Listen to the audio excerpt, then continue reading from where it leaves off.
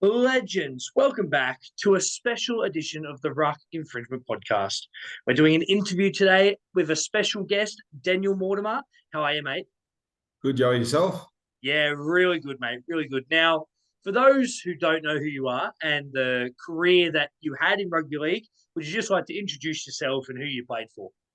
Yeah, so my name's Daniel Mortimer. I started playing with the Parramatta Eels in 2009. Had a few years there, and then I went across to the Roosters for 11, 12, 13. Had a couple of years there, very enjoyable years, and then had a bit of an injury-riddled stint up at the Titans for a couple of years. And then I had a brief stint at the Sharks before going overseas to England and finished up over there. So about 10 years out of the body, which is good, but it definitely gave way by the end of it. But it's I've had some mates who had to buy out much earlier. So I was fortunate for the time I got in the game. Yeah, mate, absolutely. I'm a massive Roosters fan, as all our listeners know. So I loved your time at the Chooks. It was great. The next question, mate, who was the funniest teammate that you played with? Yeah, I mean, I played with some funny buggers through my time, but just raw, on you got on the edge of your seat the whole time. It'd have to be Shane Shackleton. Oh, yeah, He yeah. just yeah, he did a few of the characters that through the footy show with the Yeah. footy, and like that was him. That wasn't just it was him 24/7. You couldn't relax around him. He's just the king of impersonations, and yeah, he's a very very funny and very witty and clever, intelligent man. So yeah, he just had the whole team in stitches, every single day. Oh, I love that. I've heard that about Shackleton. So that's a great shout there. Now, the next question I've got is who's your strangest teammate? And often when we've had guests on, this does coincide with the funniest teammate. Is it the same for you, mate, or someone different? Yeah, I play with some real oddballs out there too. Yeah, look, Shane's a certain he's a character. Oh, who else? I mean, there's quite a few. Martin Kennedy was very Oh, yeah. very odd. Very like in his own sense, a very individual character. There's quite a lot. You never have a team of all the same characters. In every team I've been in, there's certain. Kevin Gordon is another one at the Oh, yeah. Titans. He's gone off to do a rapper video sort of career now. You'll find him going down Mermaid Beach in his undies and his so Yeah. he's not a bot as well. But yeah, it's great man. Yeah, I love it, mate. The next question we got is what is the weirdest pre-game ritual or superstition that you've seen or that you might have yourself? Yeah, I used to be a bit superstitious, but I got there was, for instance, one early on in my Parramatta career, we went on a bit of a winning streak. That morning that we beat, I think, Storm, I had a bath in the morning, and I don't usually do, but I don't know why, I just felt like one. And then we won, so I sort of got to that like, all right, I'm gonna do this again, and Yeah, yeah. yeah, you feel like you just got to duplicate whatever you do, and, particularly when you're playing well. But then, you do it, and that luck will sort of run out. I'd try a different one, and that would go good for a certain while. And you say, no, I wasn't crazy superstitious, but I was habitual like that. But yeah, look, I know Eric Growth. You'd hear him in doing big power spew in the toilets before the game. You could hear him a mile away. I don't know if that was by decision. He had a bit of pre-game nerves, but you knew it was nearly game time when you heard Eric Growth in the toilets next year. Yeah, mate, absolutely love that. For me, I played a lot of local footy, and mine was the socks. Always had to have left sock before the right sock. I don't Yeah, know okay. why. Yeah. Just felt better. I'm left-handed. Maybe that had to do with it. I don't know, but Yeah. yeah, mate, some definitely some weird ones out there. Yeah. Now I probably know what you're going to say for this next question, but what was the favorite game that you played in? Perfect game. Oh, look, I mean, the two grand finals were standouts. Yeah, First one being, Parramatta, like, just turned 20. I just finished school like 18 months yeah, before. yeah, So it was a whirlwind.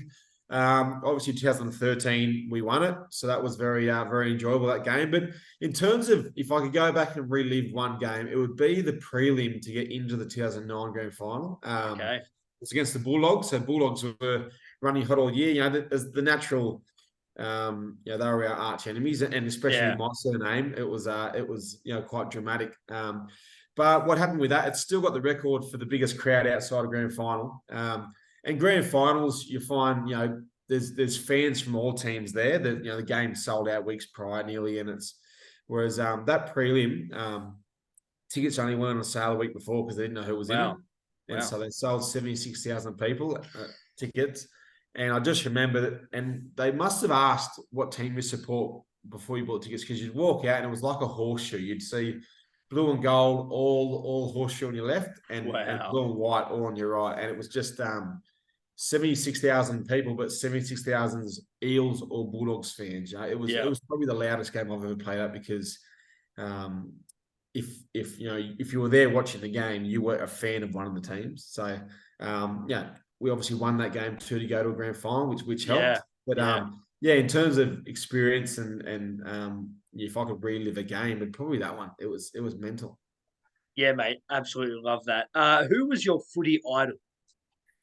Look, I obviously grew up watching a lot of I feel like I grew up in the 80s because I was born Yeah. 89, but Yeah. I grew up on the tapes of Dad and Uncles. Of So, course. I mean, Steve Uncle was my first sort of you know, man that I Yeah. tried to replicate. But when I got to sort of my early teen years, Stacey Jones, Okay. the Yeah. New Zealand Nice. halfback. Yeah, he was just. I saw a couple of games. I think it was about 2002 or three, and he just electric and a little general. Mm, And I actually got to play against him once, wow. which was a pretty special moment. Yeah. So when I was 10, I was looking up to him, and then 2009, he had a stint over in France, 2008. So I thought I missed my chance. And he came back for a little cameo in 2009. And I played one game against him, and I was very nervous. Yeah. Oh, that's great, mate. I love that. I haven't thrown this in, but I wanted to talk on the 2013 grand final. Now, obviously, great grand final. I know exactly where I was when it was happening. Yeah. Had all my mates over, had my Mitchell Pearce poster up on the Yeah. wall, junior, and I Yeah. was ready to go. But mate, what was it like playing in a grand final, and not just in a grand final, but in a winning grand final? Yeah, well, obviously, having lost the 2009 one with the Eels, I felt really fortunate to get that experience, because Yeah, most of my teammates who lost 2009 didn't get the chance to win one. of Particularly with course. Storm being stripped about a month later as well. So Yeah. that would have been harder to swallow had I not gone to one. And I Mm, can't speak for the other boys, but I reckon it would probably hurt more and more over time. But getting the moment for me in that grand final was Michael Jennings' try. oh, mate, It amazing. was, yeah, it was. I was back on the bench with my bench crew, so it was Luke O'Donnell, Frank Porniuasau, and Aiden Guerra, and we were sort Yep. of a pretty tight knit bench unit. So we'd done our stint, we were back off, and I remember watching it all happen so quick, and we sort of all jumped up and we're like, oh, we sat down going, oh, bugger, like that was close, and then they went to the video ref, and we saw like, why is he checking this? And then we saw the first vision, and we're like, geez, he's closer than we thought there. And then they Yeah. showed worst vision, him getting it. And that was, 8 minutes to go. We went 8 points up. And that last probably 7 or 8 minutes was probably the most enjoyable of my life, just sitting there watching us, secure this win and then get to do the victory lap. Yeah, it's very, very special memories. Yeah, absolutely. And you beat Manly 3 times in that season, which was even better. Mate, the next question. Now, being a Mortimer, was there a lot of pressure on you when you were coming through? There was, yeah, externally, certainly not from inside the family. It was Yeah, just, I'm one of five boys. There's 14 of cousins. course. We all just loved our footy. But yeah, look, there was definitely extra attention as a Yeah. young fella, and particularly bursting onto the scene, and there's a lot of expectation around Mm, not just the Mortimer name, but the 7 Parramatta jersey, and there's a few yeah, things that probably may have worked against me in the end, but it is what it is. I'm very proud of my last name and what my absolutely. family have accomplished in that, and so yeah, look, there was definitely a bit more pressure than I think, but I hadn't known any different, so I guess Yeah. it is what it is. Yeah. Yeah, no, definitely. Mate, if you could change one rule in the NRL, what would it be? Look, I just feel like I'll probably just maybe take the bunker out and just try scoring decisions. The bunker Yep. needs to be there, but I would just if there's not a try scoring situation, I'd just keep them out. We saw the way, like Origins refed and grand finals seem to be refed. The refs there just seems to be a lot less impact on the game by the officials because they're sort of nervous about. And that'd be great if that was all through the year. I think less a bit. There's going to be some howlers. There was some howlers, I'm sure, in 1908, and there'll be some howlers, next year, regardless of the technology we have. We saw that forward pass off Reece Walsh. Like, and like it was a howler, but it is what it is. Like it's not new to the game. But I think flowing wise, I think it's we got to take him out a bit more and let the game happen for what it is. Yeah, mate, I couldn't agree more. I think free-flowing footy is the way it should be. The grand final, as you spoke about, was extremely free-flowing, and it was credit to the ref for keeping the whistle in the pocket. I thought that was really good. So, definitely agree with you there, mate. Well, let's talk a bit about retirement now. How is life after footy? It's good, yeah. So I did a teaching degree while I was playing. Nice. So yeah, look, it was difficult. It took me eight years to finish, so I was sort of chipping away there. But I'm glad I did. There's I've got a lot of mates who go through after footy, and it is tough because it's been your purpose in your life for not since you were 20, like since I was 4 or 5. It's been my life's goal. So all of a sudden, you finish your career, you got to find not only another job to pay the bills, but something else to be passionate about, which is hard. But I went into teaching. But at the moment, I did that for about 2 years, and then my family have a winery in Orange, so I'm out working full time with my dad and mum. Yeah, very in nice. the winery, so loving it. It's I grew up. I guess I've known the wine game longer than the footy game. I grew up on the winery, me and my brothers, so it came quite naturally, and it's nice to be back involved in the family business again. Yeah, that's great, mate. You do hear a lot of that from former footy players like yourself, where it is a struggle at first, but they eventually find their feet. Is it better watching footy now? You're not as stressed. You just get to watch the game as a spectator. Yeah, I do enjoy. I'll get asked by so many people as well, what team do I support? Because I've played a couple, and to be honest, I still got a soft spot for the teams I played for, and like to see them do. But the only time I watch footy now and I find myself screaming at the TV is the Origin as a fan. I've always been, even when I was playing NRL, I always went to the Origin and just, I was bleed blue sort of thing. So good man. I still enjoy watching it. I don't sit there and watch it religiously. But if there's a good game to be watched, I'll tune in and enjoy it for what it is. Yeah, that's great, mate. Mate, couple more questions to go. This next one, a bit about the refereeing, and we love our refs, but how did you find the officiating in the 2023 season? I feel for the refs a bit because they've just got so much to contend with now. They introduced new rules. There's been some rules introduced where I feel like the NRL is probably just sitting around going, what can we do this year? The game's not broken, sort of let it be. I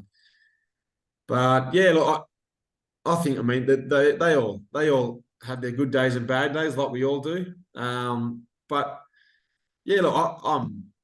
think that they do a good job. They've got to be better supported. I think taking the bunker out of it as well will just reassure people that mistakes happen, and it's hard these days because there's so much on the line. It's such a big business now. It's not just watching a couple of teams you like run around. It's there's lifestyles on the line. There's careers of coaches and all that. So there's a lot on the line now. So I think it's a bit unfair to put that all on the rest. But in saying that's the job they take. It's just like the players. You don't perform, you face the consequences. So we've got to expect the best from them. But they're still human. Yeah, absolutely. I couldn't agree more, mate. I have a real soft spot for referees. I'm a massive fan of the game, but they have a hard job. They have a very hard job, referees and then players. So, it's very tough. Mate, next question. What are you looking forward to for the 2024 season? I know it's a while away, but tell us. Yeah, I love just seeing which team's going to surprise us. There's always a surprise packet. This year it was the Warriors. I'm really excited to see them with Roger back out the back. Yep. Andrew Webster's done a fantastic job there. The year before, the Cowboys. Most people have them pegged for the spoon. So I'm looking forward to just seeing who the surprise packet is, because there always is one, and I have no idea who it is, who it's going to be. But it's always really cool to see some team come and surprise us all with just some great footy, and yeah, I don't know who it's going to be next year, but that's the exciting part. Yeah, I love it, mate. Look, little bold prediction from me, and your dad and your uncles will be happy. But I've got the Dogs making the 8, and Yeah, I've got the cool. Broncos falling out of the 8. I think the loss of Yeah, Herbie and the loss of Flegler are going to be big for them. So bold yeah. prediction from the ruck Wow, infringement, yeah, but see how it plays out, mate. The yeah. last one, early prediction, team with the biggest upside. What do you reckon for 2024? Um, look, I hate to say it, but like you can't really go past the Panthers again. Oh, Just that's right. what a way to cement their greatness as a team. That Yeah, grand final. I was sort of part of the group that were like, oh, okay, I'm ready for someone new to come through, but you just can't deny it. The yeah, way they did it too was the perfect way to sort of cement, okay, this is one of the greatest teams we've probably ever seen fielded now. And we're witnessing history. So yeah, not just 3 in a row is tough to do, but the way they did it was pretty amazing. So I mean, they've lost, Crichton and 1 or 2 others, but last year they won all 4 junior grades, which is yeah, very scary. exactly. So they've obviously got some cattle there. There's a few young, good Central West boys coming through there as well. So Mm. yeah, they're a scary beast at the moment. They're not going anywhere. Yeah, mate. I live in Penrith, but I'm a Chooks man. But Yeah, the whole family of Penrith supporters, and yeah, it's mate, it's crazy down here at the moment. They're all still thinking there's 4, 5, 6 years in them. So who knows? I yeah, mean, yeah. Well, once in a lifetime team. I don't think we'll see anything no, like you can't this. blame them So at the moment either. Yeah. yeah, exactly. But mate, we just want to thank you for your time. That is all we have time for tonight. Thank you for jumping on and spending your time with us. We're just a little podcast, but we appreciate it very much. Look, we'll just say a quick reach out to our listeners. Thank you for tuning in. This episode will drop next week sometime. I will send out a post on our socials on Facebook, Instagram, TikTok as well. So stay tuned for that. It's Daniel, I'm Joey. Thank you so much for listening again. Until next time, be good. Thanks, guys. Have a good one.